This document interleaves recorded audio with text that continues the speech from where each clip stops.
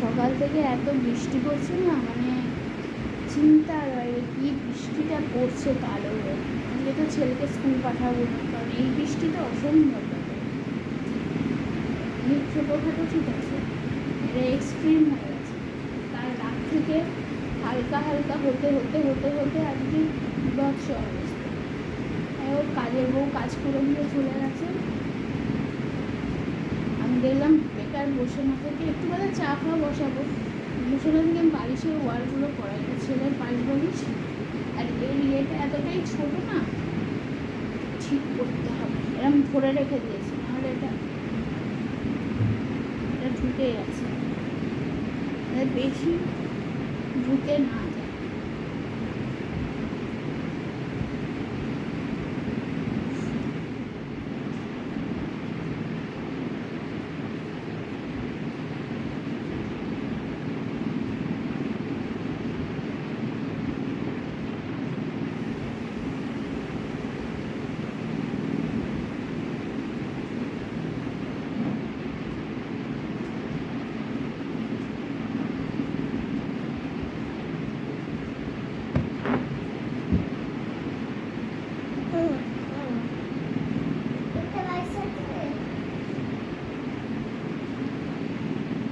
একবার কাচার পরে বালিশ কিরম হয়ে গেছে।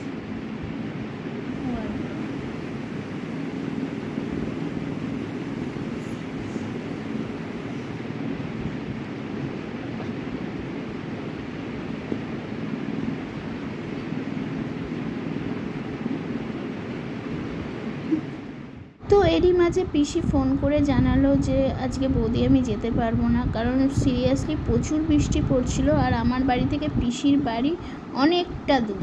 যেই শোনা অমনি আমার ভাবনা চিন্তা শুরু যে কি রান্না করব। তারপরে ভাবলাম কি আবার এমন ঝমঝমাঝম বৃষ্টি পড়ছে, ছেলেও কেউ স্কুলে যাবে না, তাহলে ভালোই হলো, চলো চালে ডালেই বসিয়ে দিই খিচুড়ি। কিন্তু রান্নাঘরে এসে দেখলাম মুসুরির ডাল কম আছে, কারণ চকো খায় তো, ওই জন্য মুগের ডাল দিয়েই খিচুড়ি বানিয়ে ফেললাম। এই দেখো ধোঁয়া উঠে গেছে পুরো খিচুড়িতে। খিচুড়ির সাথে ভেবেছিলাম আলু ভাজা করব, তারপর বললাম না, শুধু আলু খাওয়া। একটা ছোট্ট মতো বেগুন ছিল, সেই বেগুনটা কেটে নিয়েছি, একটু পেঁয়াজি। আর এই যে তোমার জলখাবারে আলু চচ্চড়ি বসে গেছে। আর এবারে বেগুনগুলো ডিপ ডিপ করে এবার ভাজা হবে। বেগুনটা খুবই ছোট, আমি তো ভাবছিলাম যে এত পাতলা পাতলা করে কি আমি কাটতে পারবো। তারপর দিলাম হ্যাঁ ঠিকই আছে। তো বেগুনগুলো মনে হচ্ছে না, মনে হচ্ছে চপ। ছোটো ছোটো বেগুন তো, বড় বড় বেগুন হলে তো বেগুনের মতো ফুলে ওঠে। আর এই কমপ্লিট হয়ে গেল। ইতিমধ্যে ব্যানার্জি বাবুর চান হয়ে গেছে, তো ব্যানার্জি বাবুকেও আমি খেতে দিয়ে দিলাম। ডিউটি সকাল থেকে একটু বসিনি অবধি, মানে রান্নাঘরে ঢুকেছি, রান্না করতে লেগেছি, একটুও বসিনি। দিয়ে খুব মাজা কনকন করছে, এত খিদে পেয়েছে মানে আমি আজকে চাটুকুও খাইনি, কারণ বৃষ্টি পড়ছে। আজকে ছেলেকে স্কুলে পাঠাইনি, এত পরিমাণ বৃষ্টি পড়ছে। ও হয়তো বাইকে করে চাপাচুপি দিয়ে চলে যাবে, আমার যাওয়াটা খুব মুশকিল ব্যাপার। ওই জন্য আজকে পড়ায়। আর তোমাদের সাথে একটা শর্ট শেয়ার করেছি আজকে কী কী করলাম আর কি। ওই খিচুড়ি করলাম, তারপরে হলো বেগুনি করেছি, আর হলো পেঁয়াজি করেছি, এই করেছি আপাতত। আমি এখন এগুলো নিয়ে বসেছি, কারণ আমি খুব একটা খিচুড়ি লাভার না, আমার পছন্দ না খিচুড়ি। ওদের মতোই করেছি, খালি বেগুনি আর পেঁয়াজিটাই মুড়ি দিয়ে আলু চচ্চড়ি আর মুড়ি হয়েছে জলখাবারে, এটা দিয়ে খাবো। খেয়ে তারপর ছেলেকে এখন লেখা দিয়ে বসিয়েছি, খেয়ে নিই। Hello, good morning, welcome to my channel সুচিস্মিতার লাইফস্টাইল। আরও একটা নতুন ব্লগে তোমাদের স্বাগত জানাই। সবাই কেমন আছো? আশা করি সবাই খুব ভালো আছো, আমিও ভালো আছি। কিন্তু বৃষ্টি পড়ছে, ঠান্ডা হয়ে গেছে। ঠিক আছে, চলো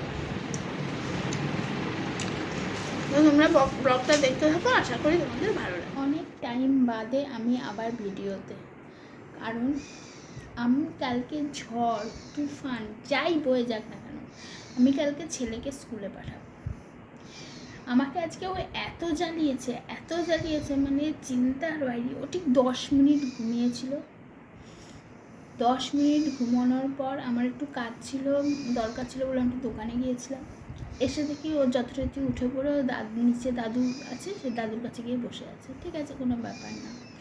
আমার সাথে একটু আধটু খেলো, ঠিক আছে।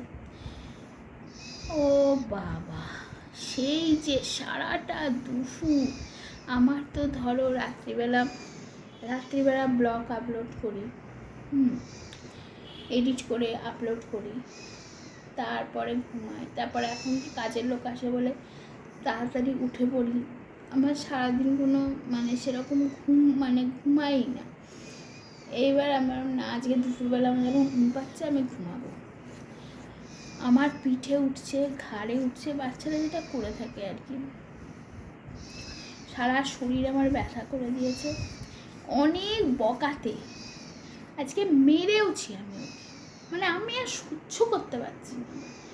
তারপর সেই ঘুমালে খারাপ লাগে যে কেন বকলাম, কেন মারলাম, বাট সহ্য করা যায় না। ডিম সেদ্ধ করেছিলাম, বললাম ডিম সেদ্ধটা খাবে না, বকে ডিম সেদ্ধটা খাওয়ালাম। মানে এত এনার্জি লস হয়ে যায় একটা বাচ্চার পেছনে না, মানে যারা, মানে সত্যি বলছি এই জিনিসগুলো দিয়ে যারা যাওনি, মানে তারা সত্যিই বুঝবে না। মানে আর সব থেকে বড়ো কথা, আজকে তো পিসি আসেনি, সুতরাং রাতে কিছু করতে হবে। তো করতে হবে হলো, বুঝতে পারছি না কি করবো, আমার এনার্জি নেই যে আমি কিছু রান্না করি। এখন যদি আমার বরকে বলি, আমার বর বলবে এতদিন কাজের লোক ছিল না, আমি মেনে নিয়েছি, তুমি কিছু রান্না বান্না, বাসন টাসন মাজতে হতো, পিসি না এলে রাতে রান্নাটা বাইরে থেকে কিছু একটা এনে খাওয়া হতো। এখন তোমার কি কাজ? একটা বাচ্চা সামলানো যে কত বড় মানে এনার্জির ব্যাপার, সেটা তো জানে না, আমি জানাতেও চাই না। যারা বোঝে না আমি তাদের বোঝানো ছেড়ে দিয়েছি। চলো নিচে যাওয়া যাক, কী করা যায়। এখন ছেলে ঘুমাচ্ছে, এই ফাঁকে আমাকে কিছু সেরে ফেলতে হবে। কী করবো, কিচ্ছু বেগুন থাকলে ভাজা যেত, বেগুনও নেই। একটা ছোট্ট বেগুন ছিল, সেটা সকালবেলা তো বেগুনই ভেজে ফেলেছি। বুঝতে পারছি না কী করবো। রাতে কি করব ভাবতে ভাবতে দেখি অনলাইন থেকে এই প্যাকেটটা এসেছে। এটা আবার কি ভিপি ভগবান জানে এটা আবার কোন কোম্পানি। তো দেখলাম কি আছে এর মধ্যে, আর কখন দিয়ে চলে গেছে, গেট ফেট খুলে চলে গেছে পুরো, কীরকম লোক। তো দেখলাম বিস্কিট, কারণ সত্যি সকালে বিস্কিট ছিল না, একদম চায়ের সাথে ওরা সব বাদাম টাদাম খেয়েছে চায়ের সাথে। তো দেখলাম অনেক ধরনের বিস্কিট এনেছে। আর এই দেখো একটা ক্রিম কেক আর থাকবেই, মানে শ্বশুরমশাই পছন্দ করে না, কিন্তু আমার বর ঠিকই আনবে। আর এটা রাস্কিট, বা মানে রাস্কিটের মতো আর কি, বেশ ভালো। আমার টোস্ট বিস্কুট চা দিয়ে খেতে খুব ভালো লাগে। আর এইটা আর একটা মেরি বিস্কুট আমার অলওয়েজ ফেভারিট। আর চলো এবার কাজে লাগা যাক। তো বাইরে থেকে এই যে কারি পাতাটা তুলে এনেছি, জানি সন্ধেবেলা গাছে হাত দিতে নেই, কিন্তু আজ কিছু করার নেই। এবার আমি যথারীতি রান্নায় লাগবো, তার আগে আমি এই বিস্কুটগুলো ঢুকিয়ে রাখলাম সব কিছু ঠিকঠাক জায়গা মতো, কারণ কালকে আবার পিসি এসে যাবে, ওদিকে ওর কাজের লোক এসে যাবে, খেঁচাখেচি বিস্কুটগুলো আবার কোথা থেকে কোথায় চলে যাবে। কাজটা সেরে রাখাই ভালো। আর বাবা যা কাজ, মা যখন এখানে ছিল তখন মা বলতো চিড়ে এরকম করে কর, আমাকে বানিয়ে দে। মা যে কী খাবার আমাকে শিখিয়ে দিয়ে গেছে, 1 সেকেন্ডও লাগলো না আমার বানিয়ে ফেললাম। না 1 সেকেন্ডের রিলে দেখো করেছি আমি, 1 সেকেন্ডে বানিয়ে ফেললাম। এই দেখো, আহা, এরম লাইফ হলে কি ভালো হতো। যাই হোক, খুব ভালো নাকি খেতে হয়েছে। এদিকে চকোকেও আমি খাবার দিয়ে দিয়েছি, চকো হাম করে খেয়ে নিচ্ছে। আর এই যে শ্বশুরমশাই প্রথমে ভেবেছে আমি খিচুড়ি নিয়ে গেছি, তারপরে খেয়ে বললো না ভালোই হয়েছে। আর এই যে আমার রান্নাঘর আমি পরিষ্কার করে ফেলেছি, সমস্ত কিছু গুছিয়ে ফেলেছি। আর হলো নিচে সব বাসন টাসন গুছিয়ে রাখলাম, কারণ কালকে সকাল সকালই কাজের বউ চলে আসবে।